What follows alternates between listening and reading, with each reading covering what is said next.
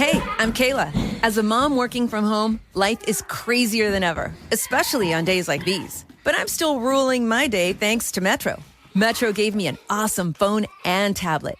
Now my son can get his homework done on the tablet without needing to borrow my laptop. Plus, with Metro, Amazon Prime is included, so I can access great deals and discounts on school essentials and get them delivered in no time with unlimited free shipping. All while keeping an eye on my son to make sure he finishes his online practice tests before he starts watching his favorite Amazon originals. Right now, get a new phone and tablet on us when you switch to Metro, the #1 brand in prepaid. Plus, enjoy high-speed data on both devices with one Amazon Prime membership included for just $75 a month. Metro by T-Mobile. Rule your day. I'm Kayla, and that's how I rule my day with Metro. With new lines of service after rebate redemption plus sales tax and activation fee. Offer valid for new Amazon Prime members on select rate plans. Amazon Prime has a $12.99 a month cost. Restrictions apply.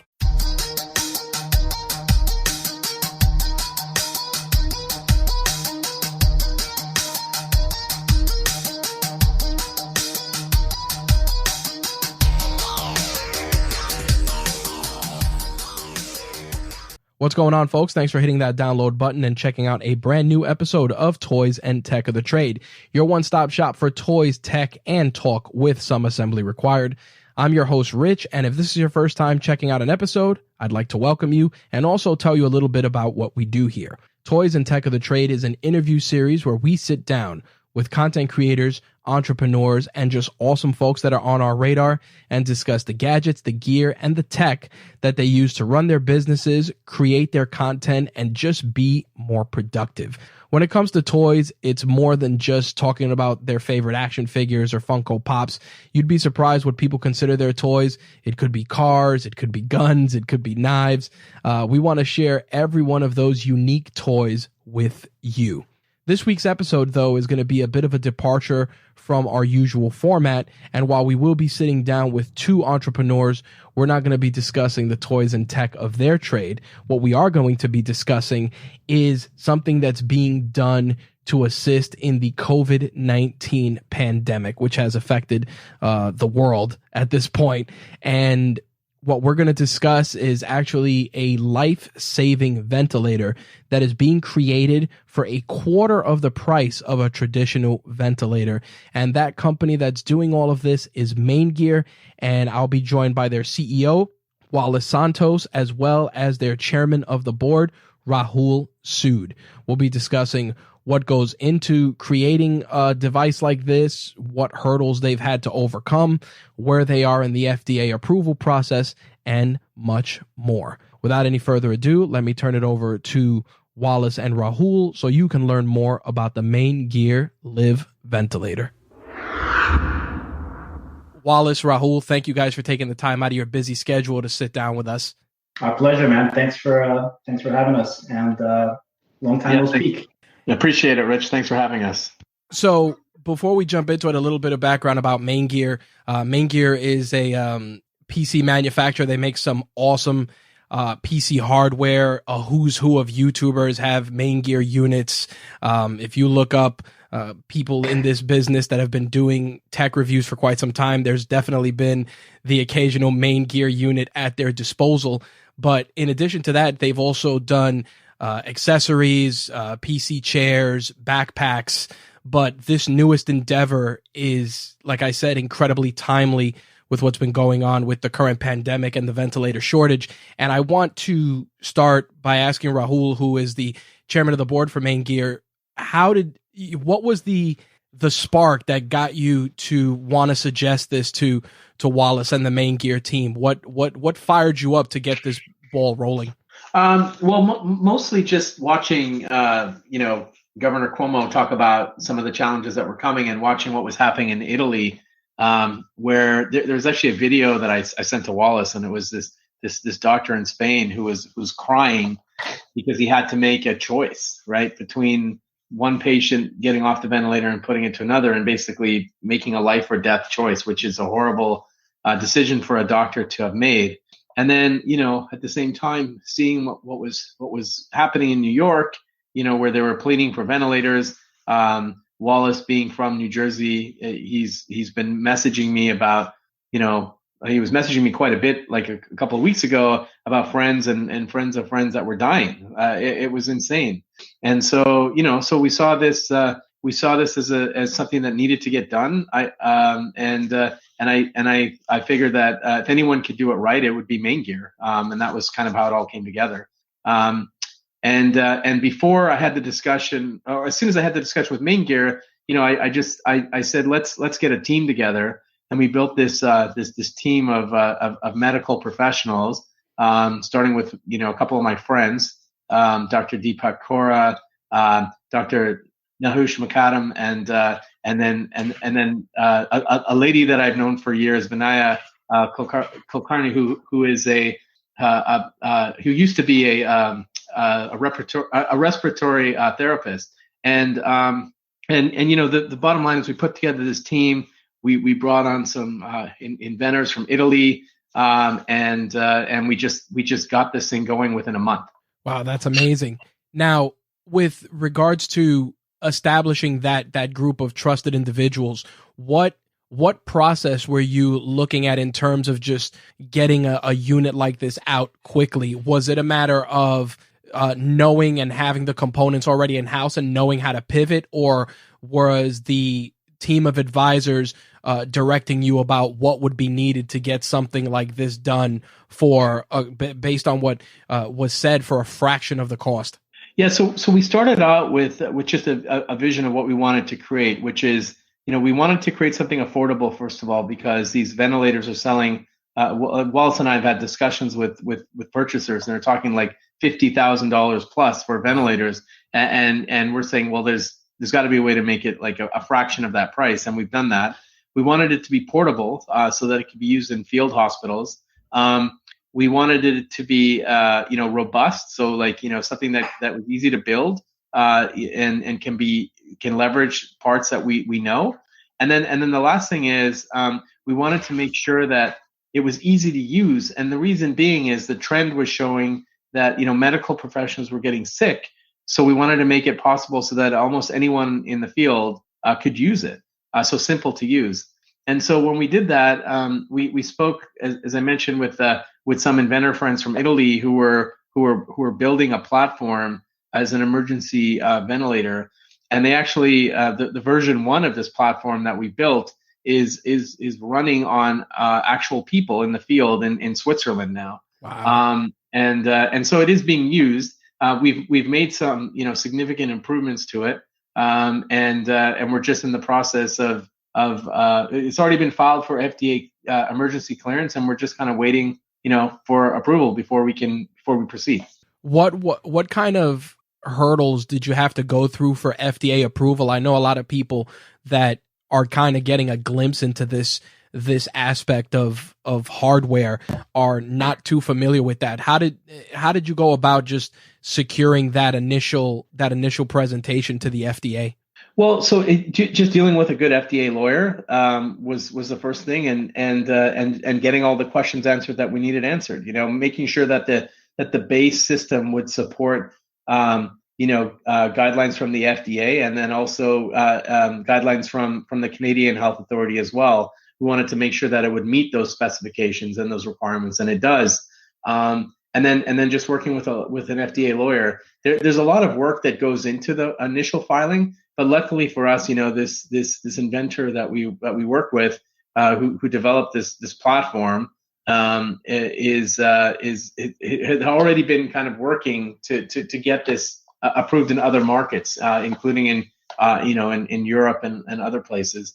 And so we feel like we're in good hands, and we'll see. The FDA is moving faster than it ever has. Right. But the minute the country says it is no longer an emergency, then getting emergency FDA approval is no longer an option. So we hope that we get emergency FDA approval, because we'd like to make it available to other countries, because other ventilators aren't coming until August. Right. And we could ship this thing in May. That's why we want to get people's attention. Have you received any pushback? And I say this because, as many of you know, as soon as you try to disrupt an industry that has, for the longest time, it's like, Elon Musk with space travel. When you try to disrupt an industry where a ventilator is $50,000 and you're saying that you're going to be able to do it for a fraction of the cost, have you experienced any sort of pushback or negative commentary from the industry? No, not really. And I think the reason being, and I don't know if Wallace, if you have something to add to this, but I think the big reason is that we're not looking to replace traditional medical ventilators. We're looking to create an emergency ventilator for emergency use, right? So this is designed to be used in field hospitals. It's designed to be used in this particular situation of a pandemic. And you talk about the pandemic.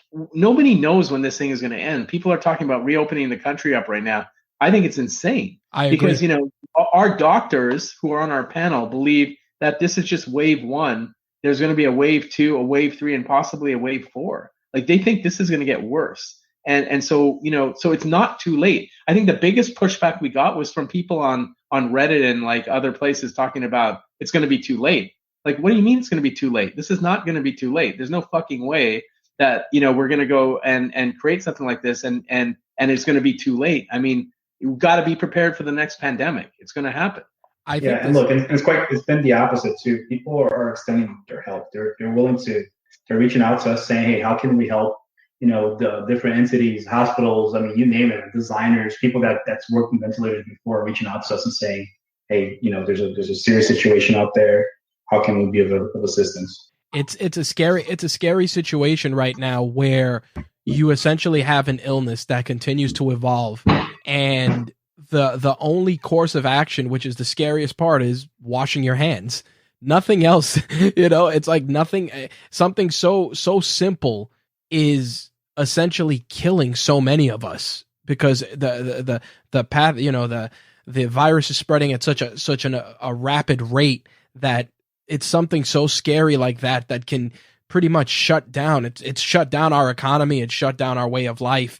And the worst part is that so many shortages and so many things have just affected different levels of infrastructure. So when I saw that you were that your team was stepping up to do this, I felt that this was a shot in the arm to not only obviously alleviate some of the stress going on in field hospitals and hospitals across the country and across the world, but I also think it was something that lit a spark in other companies to pivot. Do you guys feel that was part of it? That's the idea. That's the idea, is to inspire others to help as well, right? So like do your part in any which way possible. Wallace, I read that you had named the unit after your daughter. Congratulations, by the way. Thank you. I seeing something like that. How does that feel, just as a creator doing something locally to help your country? Like, what kind of feeling did you get, like, when you looked at that and you said, this is what I'm going to name it, and seeing like an active finished product? I'm just curious how you felt personally. It's definitely emotional, but more importantly, this is not a product that I solely created, right? This is a product that comes from a team of really, really smart individuals that, between Rahul and the advisory board, the medical advisory board, we couldn't have done it on our own, right? So when you get really smart people and experts in their, in the field that know what they're talking about, and combine with our capabilities, right? Like in our case, we're manufacturing, we're assembling these really complex, liquid cooled, really beautiful computers that are very hard to assemble, actually. So when you kind of get everybody in a room, great things come about. And I was just lucky enough to be able to, at the end of the day, Rahul was like, hey man, just choose a name. And I'm like, hey, can I name it Liv? And everybody liked it. And it's short for Olivia, and it's also significant too, right? It's like the MAINGEAR LIV, so you get to live as well. So absolutely, it worked out. Now, in terms of the pivot in manufacturing, and I wanted to ask about this, when you were looking at manufacturing this, what is the estimated build time for a unit like this, considering that a lot of the stuff is being repurposed? What's the average build time, especially since Rahul said about having ready to ship in May? We could build hundreds per week. Wow. It's using mostly off-the-shelf components, and we're not going to repurpose parts. Like the prototype that you're seeing there is a repurposed computer chassis. Right. That's because we wanted to get a working prototype as soon as possible. But the shipping unit will not ship in a computer chassis. It will be shipped in a purpose-built chassis, right? There's also final adjustments that we're making as we're getting feedback, from the advisory board as well. So it's, it's like I said, it's just a prototype unit that we're showing off right now. The final unit will look much different and will be built with scale in mind. So we're using mostly parts that are sourced in the U.S. First and foremost, and then parts that we can easily assemble. Like I said, hundreds of units per week. I think one of the most amazing things about seeing this happen is the amount of how quickly this was put together to get out there and get in front of everyone. How did the government, I mean, especially for instance here in New York, have they reached out to you about this unit as soon as the announcement went live? So we've had a lot of hospitals reach out. We've had people in government reach out. We're sort of we're waiting to go too fast with them until we get approval. And so we're working hard on that particular part of the process. I think we all want to make sure that approval is in place. I think just even with emergency FDA approval, we'll feel comfortable selling into other countries and selling into governments and making it available to hospitals and that sort of thing. But there's been a ton of interest. That's great to hear. I mean, I think with what's been going on and the constant political jousting that we've all seen across the board with regards to ventilators, I think that this would alleviate a lot of that, because I think a lot of the focus is shifting away from the big problem, which is obviously people dying, to political jousting. So to see a device like this come on the scene and kind of just put a big rubber stamp on making a difference is huge at this point. Yeah, thank you. I appreciate that. I think one thing I did want to ask is, do you see yourselves creating more devices to meet these sort of needs? Obviously, the ventilator being one, or was this just something that you and your team wanted to do to address a very important need right away? Is this a new line of creation for you guys? We're gonna walk before we run. Our focus right now is to make sure that we execute on Live, and we'll take it from there.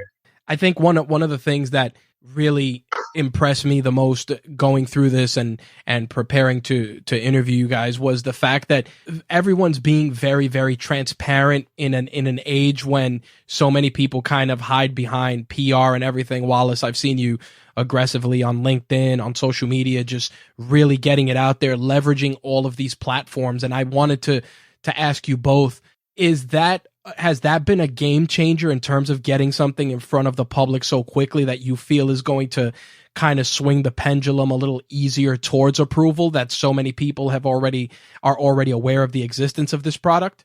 I'll let Rahul answer that first, because he's the king of social media from back in the day. So he does blog posts and everything. Well, then I'll answer afterwards. Yeah, look, I think that social media, the idea of getting it there and possibly doing AMAs on Reddit and that sort of thing is a way for us to catch the attention of the right people who can help us get in front of regulators and government. We did get the attention of certain people, which is great, and that will help us accelerate this to market a lot quicker. I think what's happening right now is sort of weird, meaning now that things are we're over the apex, the first apex. People are kind of taking a breather, and I guess that would be okay if we didn't think that that if there was a cure for COVID-19, right? Right.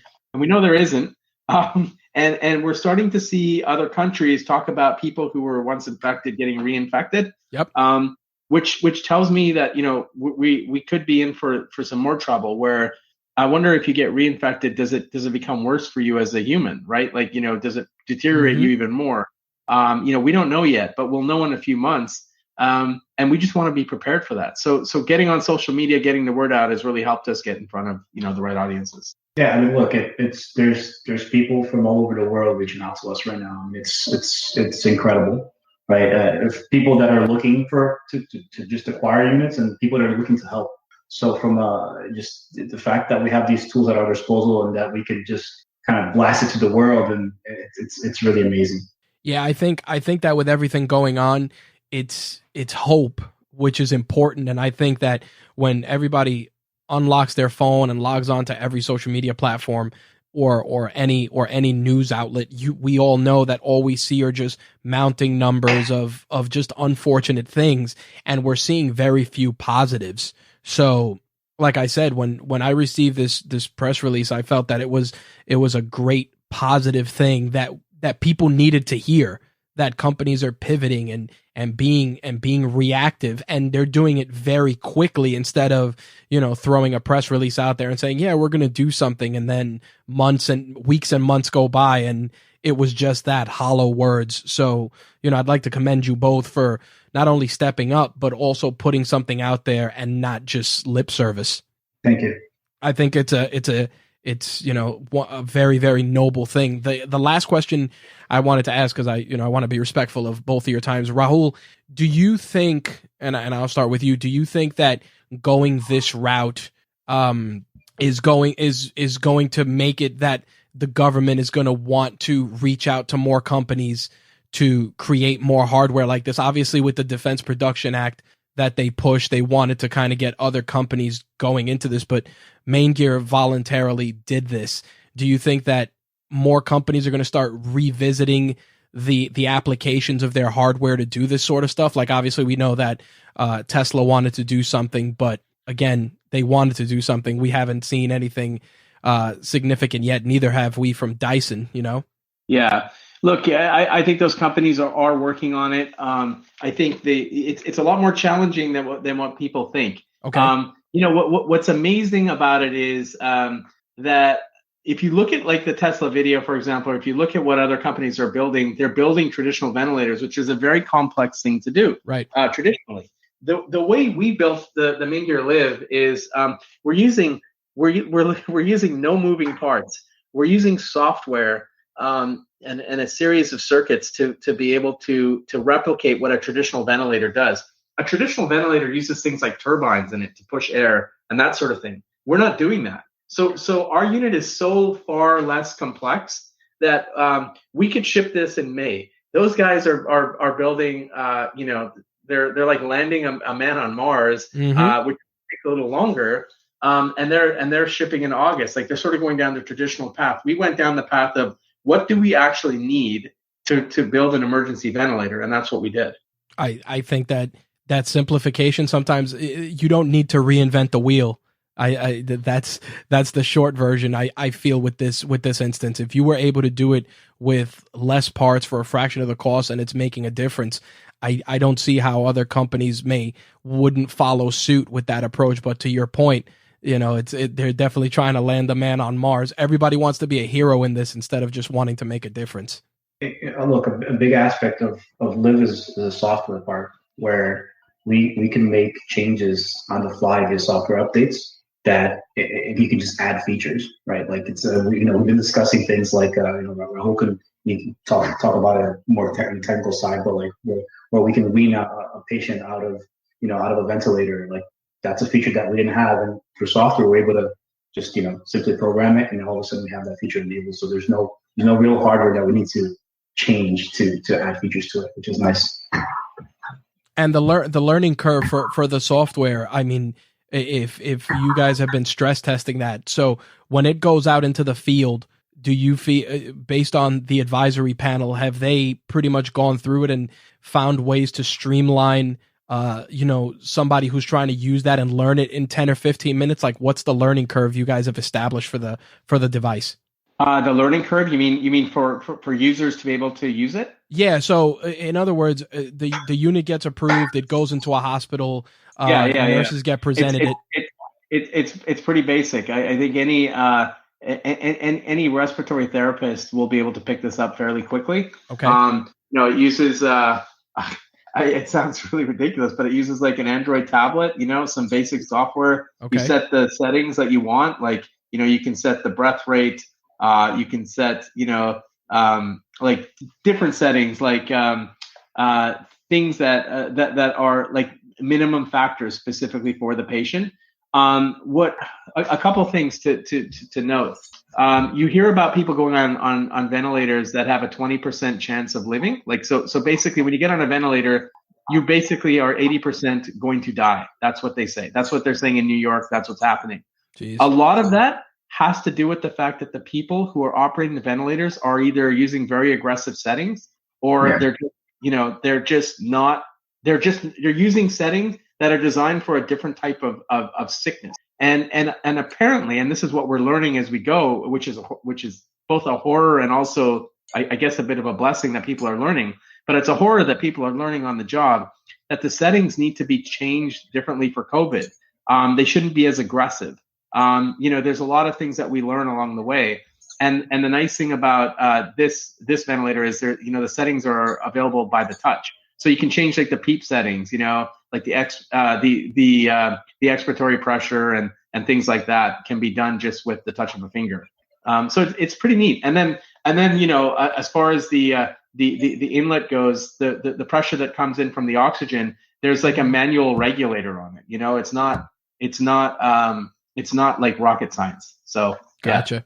That's one of those things that I'm sure the people that hear this are going to wonder, because again, you're creating something that's new, but also simplified, but still able to do what is needed without as much input, especially going to your point. If the settings for this particular illness are supposed to be a lot different, you want to be able to account for that and have something that's easily customizable on a person to person basis.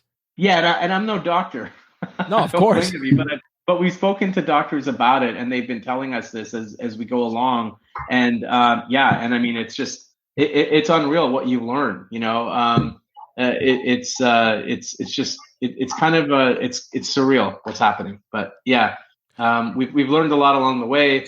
The nice thing about this device is you can change all these settings via software rather than having to kind of reinvent the whole device. Well, to bring things full circle, that was actually my next question. During this entire endeavor, what's the most valuable thing you've learned so far? And I'll start with you, Rahul, first. What's been the most valuable experience from this entire endeavor that's kind of imprinted itself on you? Well, I think the biggest thing that I learned, or not even learned, but just saw, was the dedication that people have to kind of making a difference. Like people are actually doing this because they want to help, not because they want to get rich. So we've got people at MAINGEAR that are working 24 hours a day to make this happen. We have people in Italy doing the same thing. Our doctors have been nothing short of extraordinary and selfless. Everybody wants to do it just to help, and that's just an incredible feeling. Awesome. Wallace, what about you? I've learned that there's way more good people in this world than bad people. And a lot of people, when they get together to solve a problem, they'll do what they have to do, right? Like Rahul said, we have really important people in our advisory group that are working on Sunday, man. Like we're texting each other, 11:30 p.m. at night, talking about, new implementations, new ideas, etc. And also just the general public. Once we put the press release out, just the amount of just positive feedback that we received, it was like 99.9% positivity, and most people are just trying to help and lend a hand, and it's been amazing so far. Awesome. What can my audience, our listeners, do to help you guys in this endeavor? What call to action do you have for our audience? Retweet it, go to our site, share it everywhere you can, and ask for help us push it to governments and hospitals that are looking for this sort of thing. People talk about a shortage of ventilators, send them our way. All they can do is help us get the word out, and that's really what we care about right now. Excellent. Wallace, anything to add? No, that's it. We're spreading the word, and we're looking to get the attention from the right people. And that's the general idea. That's why we released the prototype, and we didn't hold it until we had the final version complete. Right? We wanted to get feedback. We're looking to get the right people on board, and just the more people that know about this, the better for all of us. Excellent, gentlemen. I want to thank you both for taking the time out of your busy schedules to sit down and chop it up with us and share more about the MAINGEAR Live. To find out more, definitely you can visit facebook.com/MAINGEAR or twitter.com/MAINGEAR. Links for that, as well as links to the MAINGEAR Live, will be in the show notes for this episode. Gentlemen, once again, thank you for your time. I really appreciate it. Thank you, brother. Appreciate it. I hope you enjoyed our conversation with Wallace and Rahul. To find out more about the MAINGEAR Live ventilator, make sure to visit MAINGEAR. Links will be in the show notes for this episode. To visit MAINGEAR's site, follow them on social, as well as reach out to Wallace or Rahul.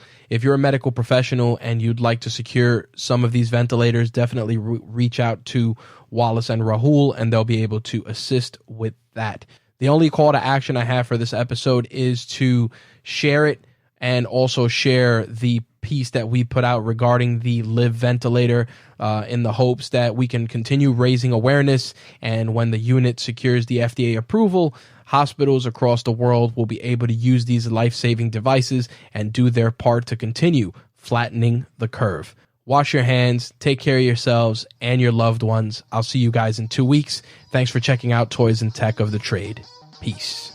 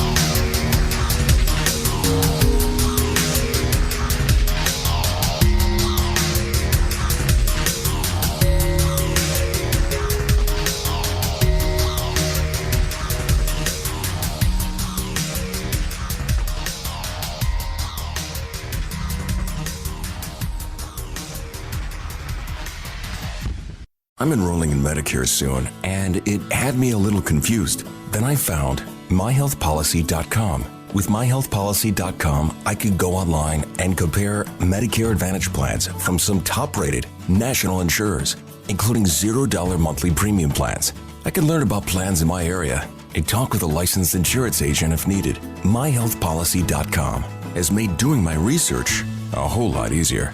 My choice, my Medicare, myhealthpolicy.com. New to Medicare? Start now. Go to myhealthpolicy.com to learn about some of the top-rated Medicare Advantage plans in your area, including plans for $0 a month in plan premiums, low out-of-pocket costs, and expansive provider networks. If you're thinking about a Medicare Advantage plan, myhealthpolicy.com is a great place to go to find a plan that meets your needs. Learn more about your options. Even talk with a licensed insurance agent. myhealthpolicy.com. Hey, I'm Kayla. As a mom working from home, life is crazier than ever, especially on days like these. But I'm still ruling my day thanks to Metro. Metro gave me an awesome phone and tablet. Now my son can get his homework done on the tablet without needing to borrow my laptop. Plus, with Metro, Amazon Prime is included, so I can access great deals and discounts on school essentials and get them delivered in no time with unlimited free shipping. All while keeping an eye on my son to make sure he finishes his online practice tests before he starts watching his favorite Amazon originals. Right now, get a new phone and tablet on us when you switch to Metro, the #1 brand in prepaid. Plus, enjoy high-speed data on both devices with one Amazon Prime membership included for just $75 a month. Metro by T-Mobile. Rule your day. I'm Kayla, and that's how I rule my day with Metro. With new lines of service after rebate redemption plus sales tax and activation fee. Offer valid for new Amazon Prime members on select rate plans. Amazon Prime has a $12.99 a month cost. Restrictions apply.